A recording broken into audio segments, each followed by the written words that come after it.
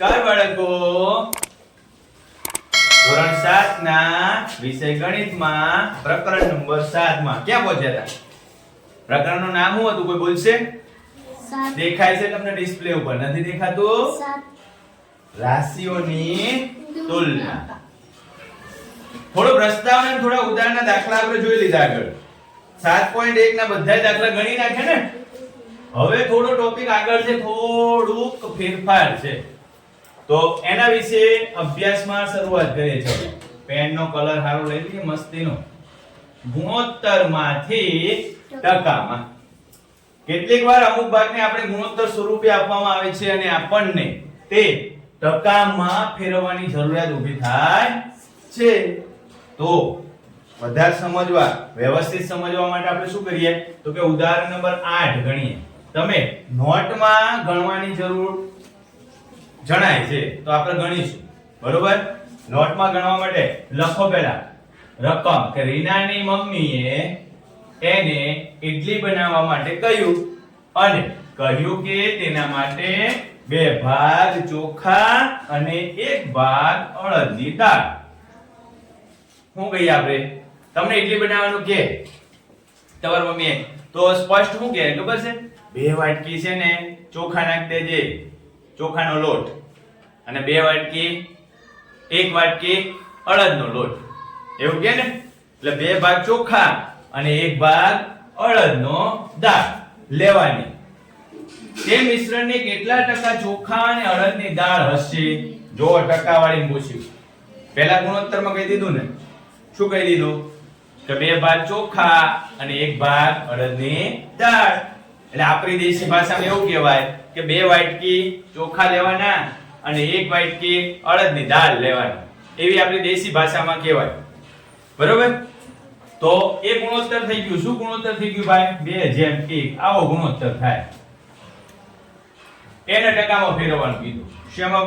કે ચોખા કેટલા ટકા થયા અને અડદની દાળ કેટલા ટકા થાય. તો જો અહીં લખ્યું છે ચોખા અને અડદની દાળ છે 2:1. લખ્યું આપણે અહીંયા 2:1 છે ને. ગુણોત્તર કેટલો મળ્યો? 2:1. કેવી રીતે લખાય ભાઈ?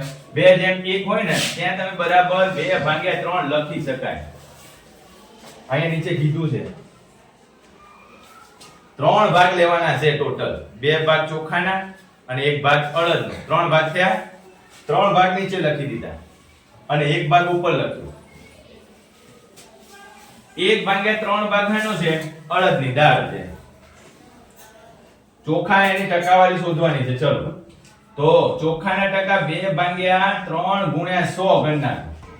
એટલે ચોખાના ટકા કેટલા થયા? 66.2. ગણતરીમાં આગળ આપણે દાખલા ગણીશું સ્વાધ્યાયના, એટલે તમને વધારે સમજ પડશે.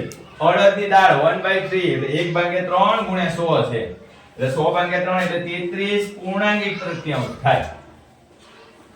ઉપર કેટલા છે? કે 2/3 ગુણ્યા 100 આટલું છે, બરોબર? 200/3 લખાય. કેટલા લખાય? 200/3 લખાય. ભાગાકાર કરો તમે એટલે 66.2 થાય. કેટલા થાય? 66.2 થાય. એ જ રીતે અડદ માટે કેટલા કહે છે? અડદ માટે એવું કહે છે કે 1/3 ભાગ અડદનો છે, એને ટકામાં ફેરવવું છે તો 100 વડે ગુણીશું આપણે. ટકામાં ફેરવવા માટે કેટલા વડે ગુણીશું? 100 વડે. એનો ભાગાકાર કરો એટલે 100/3 લખવું પડે. જવાબ શું આવે? તો કે 33.1. કેટલો જવાબ આવશે? 33.1. બંને. ચોખાની ટકાવારી આવી 66.2. અડદની ટકાવારી આવી 33.1. આગળ જોઈએ. હજી એક ઉદાહરણ જોઈ લઈએ. ઉદાહરણ નંબર 9.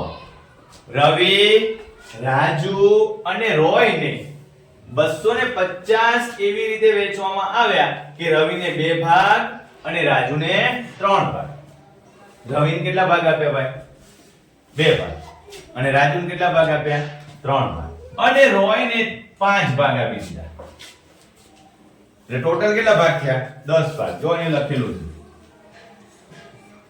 2 ભાગ વત્તા 3 ભાગ વત્તા 5 ભાગ એટલે ટોટલ કેટલા ભાગ થઈ ગયા 10 ભાગ લખાય કેવી રીતે ગુણોત્તરમાં 2:3:5 બરોબર અહીં લખવું પડે ભાઈ કે રવિ રાજુ અને રોય રવિને 2 ભાગ રાજુને 3 ભાગ અને રોયને 5 ભાગ આવી રીતે આપણે લખીને એનો સરવાળો કરો ટોટલ ભાગ કેટલા થઈ ગયા 10 એમાંથી અહીં લખો રવિ માટે જો આ રવિ માટે છે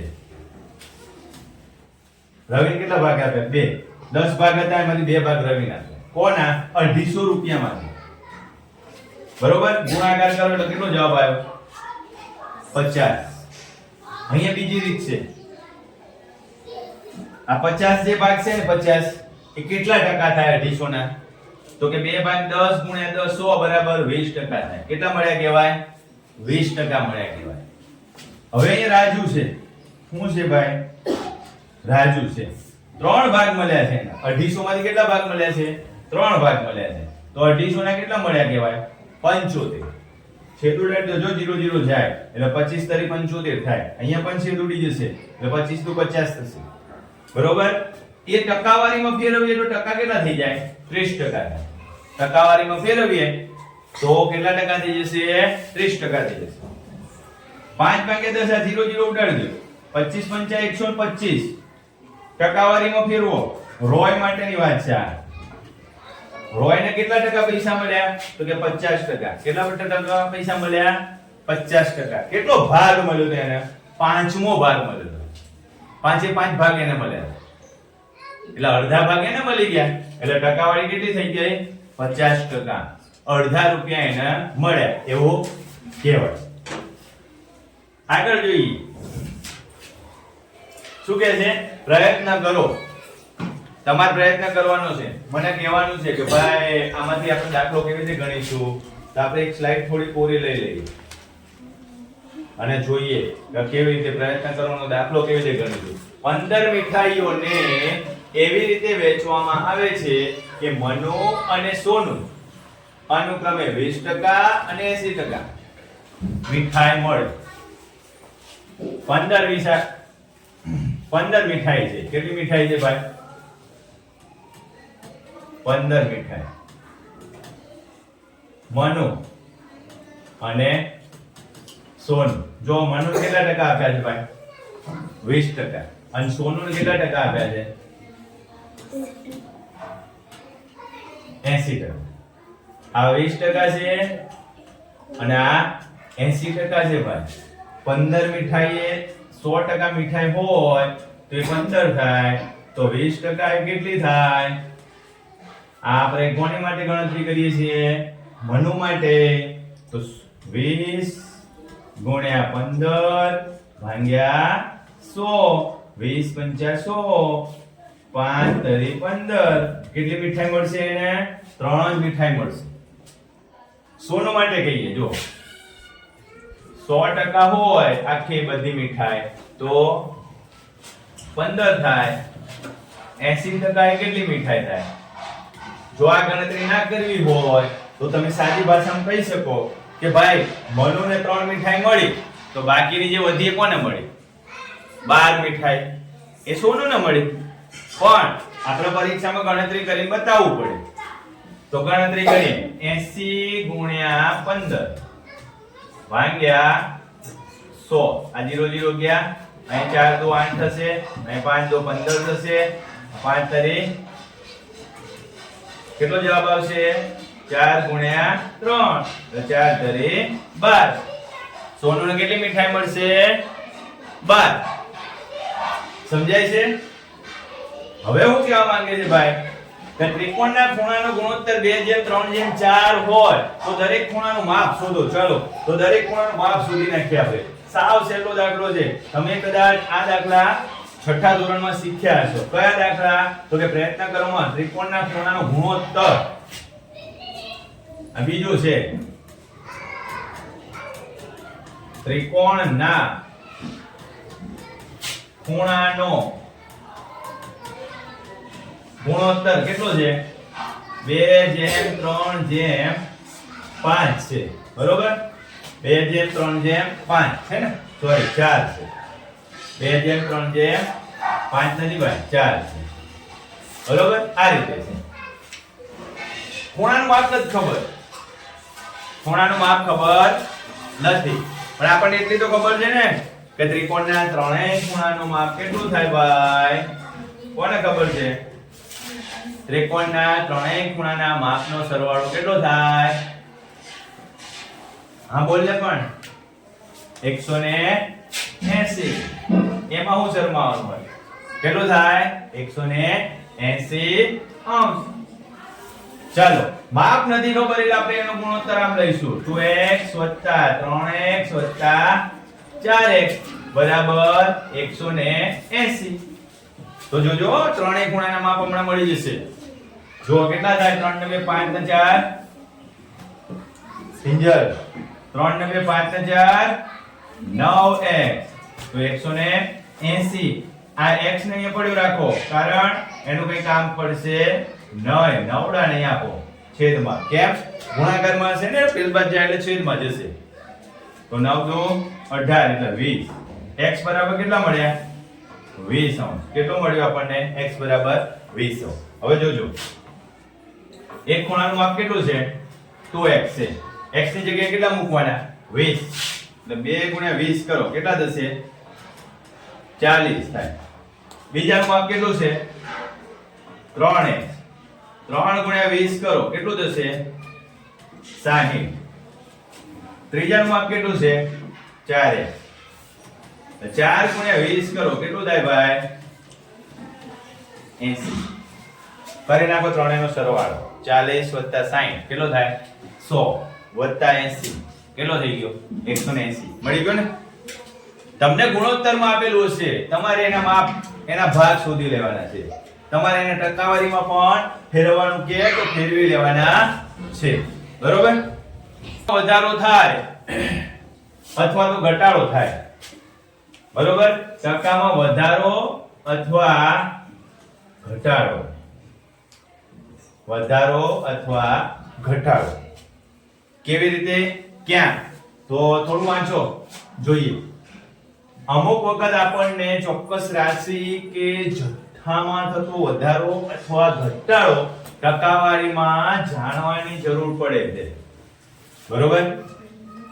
ઉદાહરણ તરીકે રાજ્યની વસ્તી વધી આટલી થઈ ગઈ. કેટલી હતી? 550 હતી, 6.5 થઈ ગઈ. બરોબર? જ્યારે કહીએ કે 10% નો વધારો થયો, કેટલા ટકાનો વધારો થયો? 10%. તો સમજી શકીએ છીએ કે મૂળ રાશિમાં વધારો અને ઘટાડો કેવી રીતે રૂપાંતર કરી શકાય એ નીચેના ઉદાહરણ પરથી જોઈએ. ઉદાહરણ નંબર 10. કયું ઉદાહરણ છે? ઉદાહરણ નંબર 10. રકમ વાંચો. થોડો સમજવાનો પ્રયત્ન કરીશું. રકમ વાંચો ચોપડીમાં. ચાલો હું વાંચું છું, તમે ધ્યાન રાખો, નજર ફેરવો અંદર. એક શાળાની ટીમ આ વર્ષે 6 રમતો જીતી હતી, જ્યારે ગયા વર્ષે 4 રમતો જીતી હતી. આ વર્ષે 6, ગયા વર્ષે 4. તો ગયા વર્ષની તુલનામાં જીતમાં કેટલા ટકા વધારો થયો? કેટલી જીત્યું છે? 6 માંથી 4, 4 થી વધી 6 એટલે 2 વધારે જીત્યું ને. તો કેટલા ટકાનો વધારો થાય? તો કે ટકાવારીમાં વધારો કરવા માટે રાશિઓનો તફાવત ભાગ્યા મૂળ રાશિ. ભાગ્યા એટલે કઈ રાશિ આવશે? મૂળ રાશિ. કઈ મૂળ રાશિ? તો કે ગઈ સાલ 4 જીત્યા હતા. વધારો કેટલાનો થયો તો? તો કે 2 એટલે 2 ભાગ્યા 4 લખવું પડે. બરોબર? ઉપર કેટલા લખવા પડે? બગડો. નીચે કેટલા લખવા પડે?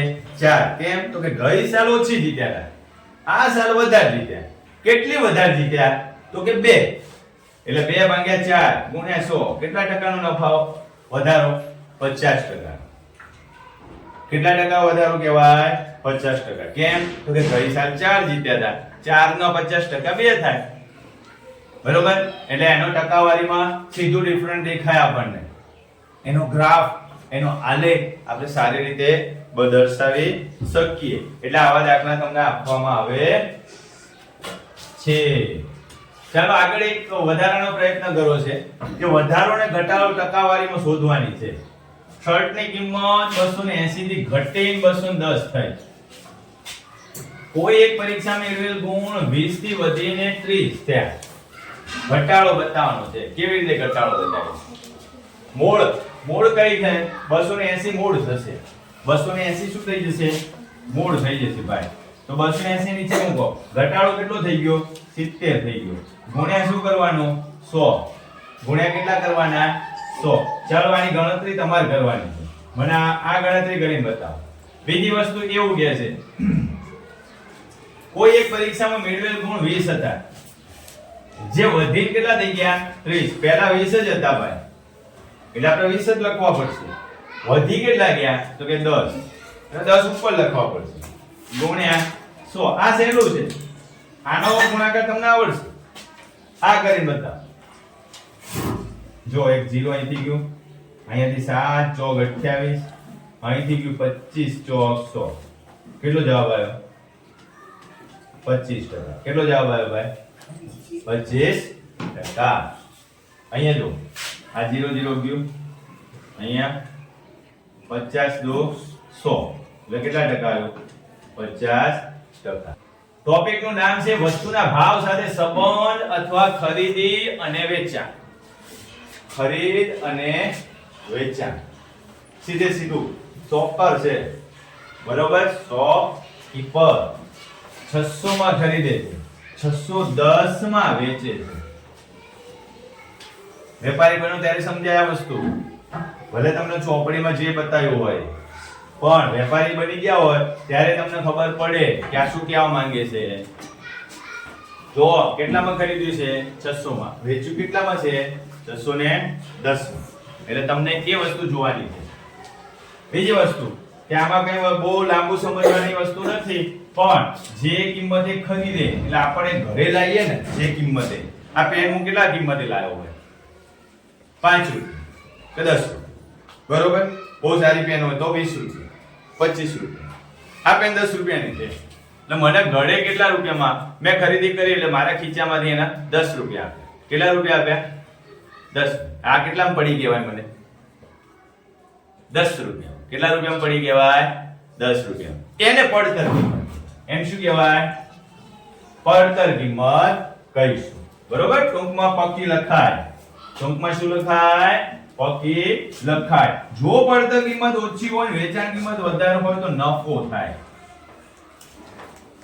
પડતર કિંમત ઓછી હોય અને વેચાણ કિંમત, હું 10 રૂપિયામાં લાવ્યો પેન ને તમને 12 રૂપિયામાં પધરાવું તો મને 2 રૂપિયા નફો થાય. સમજણ પડી? મારા ઘરે હું ઓછી કિંમતે લાવ્યો, તમને મેં પધરાવી વધારે કિંમતે. પડતર કિંમત ને વેચાણ કિંમત સરખી હોય તો કાંઈ ન થાય. ખોટે ના જાય, નફોય ના થાય. બરોબર? કઈ થાય? ખોટે ના જાય કે નફોય ના થાય. પણ પડતર કિંમત વધારે હોય અને હું દયાળુ થઈ જાઉં કે ના ભાઈ આપણે કિંજલ ને ભલે લઈ જતી બાપડી 5 રૂપિયામાં, તો શું થાય? 10 રૂપિયાની પેન કેટલા વેચી મેં? 5 રૂપિયામાં. તો શું થશે? નુકસાન. એટલે ખોટ. પડતર કિંમત કરતા વેચાણ કિંમત ઘટી જાય તો ખોટ જાય. સમજાય છે કે ખાલી મારી સામે ડોળા પાણી જોઈ રહ્યો છો? એક રમકડું 72 રૂપિયામાં ખરીદ્યું, 80 રૂપિયામાં વેચ્યું, શું થાય ભાઈ? બોલો. 72 માં ખરીદ્યું, 80 માં વેચ્યું, શું થાય? નફો. સરસ. 120 માં ખરીદ્યું, 100 માં વેચ્યું, શું થાય? ખોટ. બેન 120 માં ખરીદ્યું છે, 100 માં વેચ્યું, નુકસાન ગયું. 800 માં ખરીદ્યું, 940 માં વેચ્યું, શું જાય? નફો. આ સ્પષ્ટ જોવાનું છે. નાની કિંમત, મોટી કિંમત. વધુ હોય, મળતર વધારે થતું હોય તો નફો, બાકી ખોટ. બરોબર? બહુ ચર્ચા કર્યા, આગળ વધીએ. નફો કે ખોટ ટકામાં રૂપાંતર કરવાનું છે. આમાં થોડી તકલીફ પડશે, તમારે પ્રેક્ટિસ વધારે કરવું પડશે, થોડા સૂત્રો યાદ રાખવા પડશે. પણ આપણે દાખલા બધાય ગણશું. નફો અને ખોટ ટકાવારીમાં બદલવામાં આવે છે. તે હંમેશા પડતર કિંમત ઉપર ધ્યાન રાખે. કઈ કિંમત ઉપર ધ્યાન રાખે? પડતર કિંમત ઉપર જ ધ્યાન રાખવાનું. બરોબર? એમાં તમારે નફો અને ટકા અને ખોટમાં, નફો અને ખોટને ટકામાં નફો અને ખોટને શેમાં ટકામાં રૂપાંતર શોધવાનું છે. એક ઉદાહરણ આપ્યું છે તમને કે 72 રૂપિયા પડતર કિંમત છે અને 80 રૂપિયા વેચાણ કિંમત છે. 8 રૂપિયો જે છે નફાને ટકામાં રૂપાંતરણ કરો. શેમાં રૂપાંતરણ કરવાનું છે? ટકામાં રૂપાંતરણ કરવાનું છે. તો નફો ટકામાં બરાબર શું થશે? નફો ટકામાં એમ કરીશું ને. ચાલો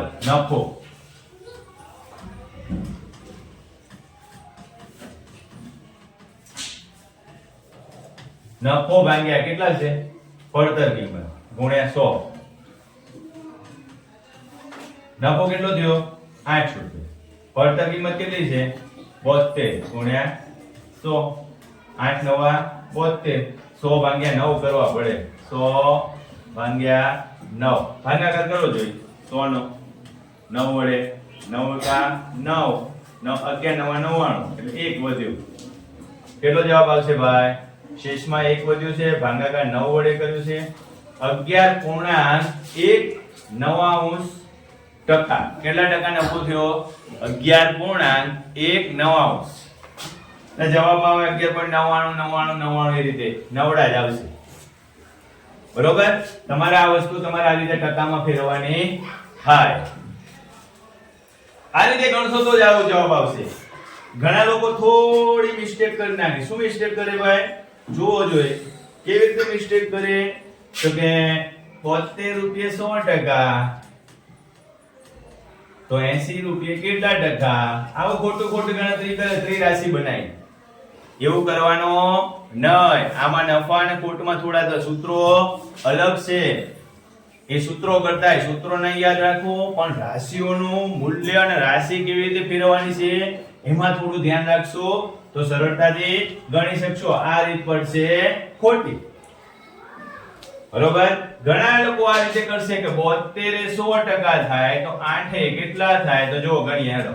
8 ગુણ્યા 100 ભાગ્યા 72. 8 નવા 72 થઈ ગયું. 10 ભાગ્યા 9 100 ભાગ્યા 9 થઈ ગયું ને. જવાબ કયો આવશે? 11.19 એ જ આવશે ને. કયો જવાબ આવશે? આપણે આ ગણવી. આ સૂત્ર સીધું કીધું છે. આ તમને ત્રિરાશિમાં બનાવી બતાવ્યું છે. આગળ જોઈએ શું કહેવા માંગે છે. એક નેહા જે ખરાયો લે છઠ્ઠાવાળો અને શેખર છે આમાં. નેહા આ રીતે ગણતરી કરે છે 11 9.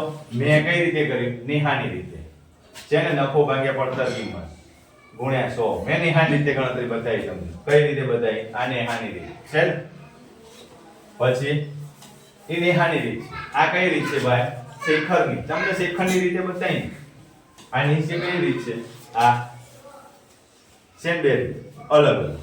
એને એ શેખરની રીત છે. બે અલગ અલગ રીત. જેને જેવી રીતે ફાવતું હોય ને એ રીતે દાખલા ગણાય. પણ ફાવતું હોય જાતે ગણતા હોય તો ઘણા તો પરીક્ષામાં શું કરે? બાજુમાં જોઈ ઉતારો મારી દે. એવું કરાય નહીં. તમે ઘણી બધી રીતે દાખલા ગણી શકાય. શોર્ટ રીતે છે.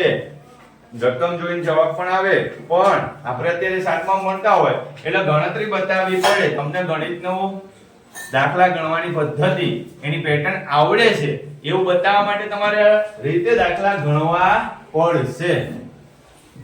ઓકે? જો અહીંયા ખાસ એક સૂત્ર અહીંયા છે. ટકામાં નફો આ શેખરની રીત છે અને ટકામાં એટલે કે ખોટ ટકામાં અને નફો ટકામાં. તો એક આ સૂત્ર યાદ રાખવાનું તમારે. નોટમાં લખી લેજો ઉદાહરણમાંથી. અને એક આ સૂત્ર યાદ રાખવાનું. જેટલી ખોટ થાય એટલી ઉપર બતાવવાની. પડતર કિંમત વડે ભાગાકાર કરી 100 વડે ગુણવાના. નફો થાય એટલાને પડતર કિંમત વડે ભાગાકાર કરવાનો અને 100 વડે ગુણવાનો. આવડશે? ચાલો બે સૂત્રો તમે લખીને પાકા કરી લેજો, યાદ કરી લેજો. ચાલો પ્રયત્ન કરવાનો છે ભાઈ. કોના ઉપરથી? એ જો સૂત્રો આપે ને એ સૂત્રો ઉપરથી. એક દુકાનદાર એક ખુરશી 375 માં ખરીદે છે, 400 માં વેચે છે. કેટલામાં ખરીદે? હે ભાઈ 375 માં કેટલા વેચી 400 માં બાદબાકી આવડી જોઈએ ને હે 399 લખી નાખવાના, કઈ ચિંતા કરવાની નહીં. 9 માં 5 જાય તો કેટલા વધશે? અહીંયા 10 લખવા પડે. કેટલા લખવા પડે? 10. તો 10 માં 5 જાય તો 5, 9 માંથી 7 જાય તો 2, 3 માં 3 જાય તો 0. કેટલા રૂપિયા નફો થયો? 25 રૂપિયા. પછી લખો નફો બરાબર 25 રૂપિયા. આ નફો થયો.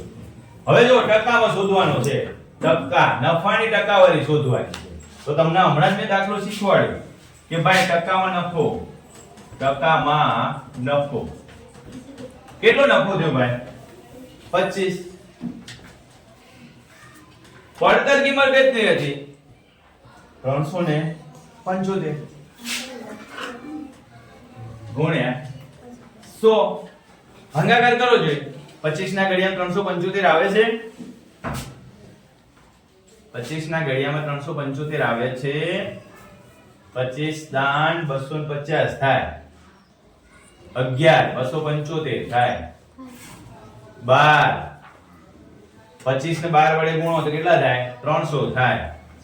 પછી 13 ને 14 વડે ગુણો એટલે 350 થાય. અને 15 વડે ગુણો 25 ગુણ્યા 15 એટલે 375 થયા. બરોબર? 5 તારી 15 અને 20 પંચા 100. જવાબ શું આવ્યો? 20 ભાગ્યા 3 બરાબર કેમ લખાશે? 20 ભાગ્યા 3 18 2 20 1 6.2% નફો થયો. કેટલા ટકા નફો થયો? 6.2% નફો થયો. હવે બીજી એક સ્લાઇડ લઈએ. એમાં આપણે આ બીજો દાખલો તમારે જાતે ગણવાનો છે. 50 રૂપિયામાં એક વસ્તુ ખરીદાય, 12% નફો થાય તો વેચાણ કિંમત શોધો. જો કેમ કરીશું, કેમ ગણતરી કરીશું ભાઈ? તો કે ટકામાં નફો બરાબર નફો ભાગ્યા પડતર કિંમત ગુણ્યા 100. બરોબર? શું કહેવા માંગે છે કે ભાઈ 50 રૂપિયામાં વસ્તુ ખરીદી લે, 50 રૂપિયા પડતર કિંમત છે, નફો 12% છે. સૂત્રમાં કિંમત મૂકો, આ 12% બરાબર નફો ખબર નથી. નીચે પડતર કિંમત કેટલી આપી છે? ભૂલી ગયો 50. પડતર કિંમત કેટલી આપી છે?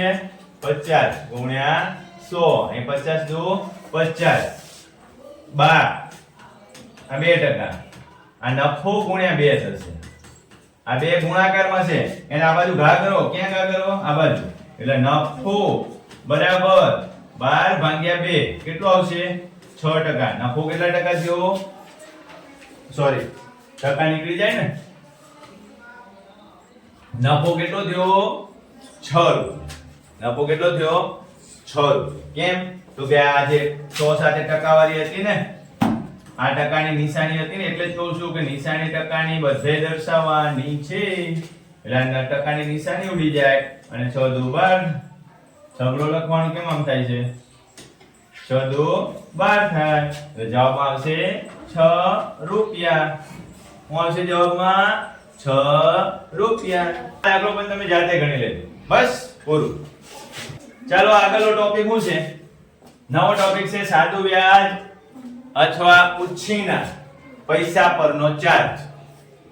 ઘણી વખત આપણે કહેતા હોય મિત્રને, તમે ન કહેતા પણ અમાર જેવા જગદીશભાઈ કહો, જગદીશભાઈ લાવવાનું 200 રૂપિયા હે 5000 આપો ને, આ મહિને નથી યાર, હું તમને કાલે આવતા મહિને 5000 ને 100 રૂપિયા આપીશ. તો 100 રૂપિયા હું થયો વધારાનો? ઉછીના લીધા ને, એનો ચાર્જ થયો. બેંક જોડે લેવા જાવ તો એ વ્યાજ લે. હું લે? વ્યાજ લે. ભાઈ 30 દિવસનું આટલું વ્યાજ થશે એટલે એ આપણી જોડે વ્યાજ લેશે. તો એને શું કહેવાય? વ્યાજ. બરોબર? અને આપણે જે 5000 રૂપિયા લીધા ને એને શું કહેવાય ભાઈ? મુદ્દલ. 5000 રૂપિયા જે લીધા એને શું કહેવાય? મુદ્દલ. હવે જોજો, મુદ્દલ 5000 અને 100 રૂપિયા વ્યાજ, તેને શું કહેવાય? વ્યાજ અને મુદ્દલ. શું કહેવાય? વ્યાજ અને મુદ્દલ.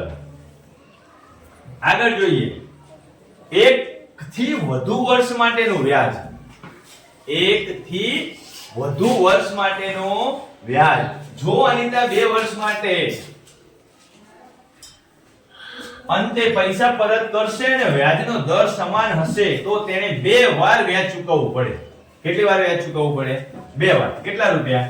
750. પહેલા વર્ષે 750, બીજા વર્ષે 750. પણ એવું થશે? શું કરવા છે એવું થવું છે ભાઈ? કેટલા ટકા વ્યાજ થશે? સાદું વ્યાજ કહે છે જેમ વર્ષ વધતા જાય તેમ વ્યાજ પણ વધતું જાય. 3 વર્ષ માટે 18%. વ્યાજનો દર 100 રૂપિયા લીધા હોય તો 3 વર્ષના અંતે 18 3 ગુણ્યા 18 કેટલા રૂપિયા થાય વ્યાજ? 54 રૂપિયા. આ બધું શું છે? સાદું વ્યાજ. આ બધું શું છે? સાદું વ્યાજ. સાદું વ્યાજ માટે ગણતરી કરવી હોય તો આપણે આ રીતે કરીશું. 8% વર્ષ માટે ચૂકવવું હોય તો પડતું વ્યાજ r ગુણ્યા p ભાગ્યા 100. એની મુદત પણ આપવી પડે ને ભાઈ. કેટલા વર્ષ માટે કીધું છે? t વર્ષ માટે કીધું છે. n એટલે આપણે મુદત n લેતા હતા પણ અહીંયા તમને ઉદાહરણમાં t આપેલું છે. શું લઈશું આપણે? t લઈશું. તો સૂત્ર શું થઈ ગયું? એક આ યાદ રાખજો. સાદું વ્યાજ બરાબર PRT ભાગ્યા 100. t એટલે ટાઈમ. કેટલા ટાઈમ માટે લીધો? 1 મહિનો, 2 મહિના, 1 વર્ષ, 2 વર્ષ. એ ટાઈમ ની વાત છે. t એટલે ટાઈમ. PRT ભાગ્યા 100 એમ કહેવા માંગે છે. આગળ જો સરસ મજાના સાદું વ્યાજના દાખલા છે. સાવ સિમ્પલ છે. તમને એક ગણાવું. તમને પાછો કંટાળો આવે ને ઊંઘી જાય કિંજલ. 5% વાર્ષિક વ્યાજ. કેટલા ટકા છે? જો ટકા આપેલું હોય ને એને રેશિયો કહેવાય. r બરાબર 5% છે. આ જે રકમ આપેલી છે ને આખી 10000 એ શું છે? p છે. 1 વર્ષ કીધું છે. કેટલા વર્ષ કીધું છે ભાઈ? 1 વર્ષ કીધું છે. એટલે એ શું થશે? t થશે. શું થશે? t થશે. તો હવે જો આટલામાં જ ગણાઈ દો. સાદું વ્યાજ બરાબર p r n ભાગ્યા 100. 0 0 ઉડાડો. ઉડાડી દીધા. 100 ગુણ્યા 5 કરો. કેટલું આવ્યું સાદું વ્યાજ? 500 રૂપિયા. કેટલું આવ્યું સાદું વ્યાજ? 500 રૂપિયા. અહીં વધારે કંઈ ગણવાની જરૂર નથી. અંતે મળતું વ્યાજ જ શોધવાનું છે. આ વ્યાજ થઈ ગયું. શું થઈ ગયું? વ્યાજ. સાદું વ્યાજ કેટલું આવ્યું? 500 રૂપિયા. બરોબર. હજી એક દાખલો ગણાવી દો. પ્રયત્ન કરો માં. હવે બધા દાખલા ગણીને ટાઈમ નથી બગાડવો. ચલો 60% વાર્ષિક વ્યાજે 3500 રૂપિયા આપવામાં આવે તો 2 વર્ષના અંતે r બરાબર કેટલા આપ્યા છે એમાં? 60%. p બરાબર કેટલા લીધા છે? 3500 રૂપિયા. બે વર્ષ તો i શોધવાનો છે ને. સાદું વ્યાજ એટલે ઇન્ટરેસ્ટ. i બરાબર આમ લખજો. i બરાબર PRT ભાગ્યા 100. p કેટલા છે? 3500. r કેટલા છે? 7. ટાઈમ કેટલો છે? 2 વર્ષનો. છેદમાં કેટલા મૂકી દેવાના? 100. 2 2 0 ગયા. 35 ગુણ્યા 7 ગુણ્યા 2 એટલે 35 ગુણ્યા 14 કરો. કેટલા થાય ભાઈ? 35 ગુણ્યા 14 કેટલા થાય કયો? ગુણાકાર કરીને કયો હેડો.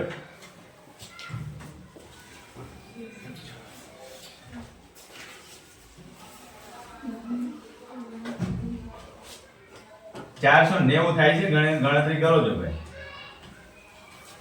490 રૂપિયા થાય છે. કરો છો ગણતરી.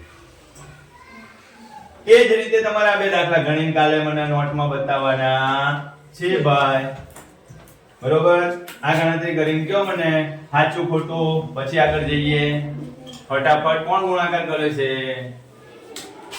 મેં સીધું ગણતરી કરી. 35,350 થાય અને 35 ચોક 140 થાય. 350 વત્તા 140 કેટલા કર્યા? 490. બરોબર. એ રીતે ફટાફટ કરવાની પ્રેક્ટિસ કરવી પડે. હાલો છેલ્લું એક છે ઉદાહરણ નંબર 15. સરસ મજાનું ઉદાહરણ છે, તમને મજા આવશે. જો ગણિતમાં કેવી રીતે મજા લેવી. છઠ્ઠામાં તો કઈ આવડતું નથી હે. 4500 રૂપિયાનું 2 વર્ષ માટે 750 રૂપિયા વ્યાજ ચૂકવે છે. વ્યાજ આપેલું છે અહીંયા 750, પી આપેલો છે 4500, ટી 2 વર્ષ માટેનો સમયગાળો ને રેશિયો આપી દીધો નથી. રેશિયો આપ્યો નથી. એટલે આ શોધવાનું છે આપણે. એટલે ગણતરી કરીને ભાઈ ઉકેલ એકમાં પહેલી રીતે આ આટલો જ મળ્યો ને બીજી રીતે પણ આ એટલો જ મળે છે. બંને રીત સરખી જ છે, થોડો ફેરફાર છે. જો આ સીધું સૂત્રમાં કિંમત મૂકી છે. આ 2 વર્ષ માટે ચૂકવવું પડતું વ્યાજ આટલું, 1 વર્ષ માટે ચૂકવવું પડતું વ્યાજ આટલું, બીજા વર્ષે આટલું, તો 100 માટે ચૂકવવું પડતું. એવી રીતે થોડા થોડા દર વર્ષે ટુકડા કર્યા છે. બરોબર. તમે બંને રીતે દાખલા ગણી શકાય. જો પ્રયત્ન કરો માં. ચાલો 5% એ કેટલા વર્ષો બાદ વ્યાજની કિંમત 240 રૂપિયા થાય. ટી નથી આપે. એક જ દાખલો ગણાવું છું, જોજો. બધા નથી ગણાવતો. ચલો તમને બધાય ગણાવો એટલે માથું દુખે. પી બરાબર કેટલા છે? 2400 રૂપિયા. આર બરાબર કેટલા છે? 5%. આઈ બરાબર આપેલું છે ભાઈ, પણ ટી નથી આપેલું. તે હેડો કે આઈ બરાબર પી આર ટી ભાગ્યા 100. આઈ કેટલું આપેલું છે? 240. પી કેટલું છે? 2400. આર કેટલું છે? 5. ટી ની ખબર નથી. 100 ના અહીંથી હટાવી દો. ચલો હટાવી દીધો. હવે ટી બરાબર 240. તો અહીંયા 24 ગુણ્યા 5 કરો. આ ગયું એ 5 દુ 10. એટલે કેટલો જવાબ આવશે? ટી બરાબર 2 વર્ષ. ટી બરાબર કેટલો જવાબ આવશે? 2 વર્ષ. સમજાય છે? ચાલો એ જ રીતે તમારે આ દાખલો ગણીને મને અત્યારે જ બતાવવાનો છે. ચાલો ગણીને બતાવો. 5% લેખે 3 વર્ષનું 450 રૂપિયા વ્યાજ હોય. પી શોધવાનું છે. શું શોધવાનું છે? પી. એમાં પી આપેલો નથી. ચાલો ઝડપથી ચલો પી શોધીને બતાવો. બરોબર.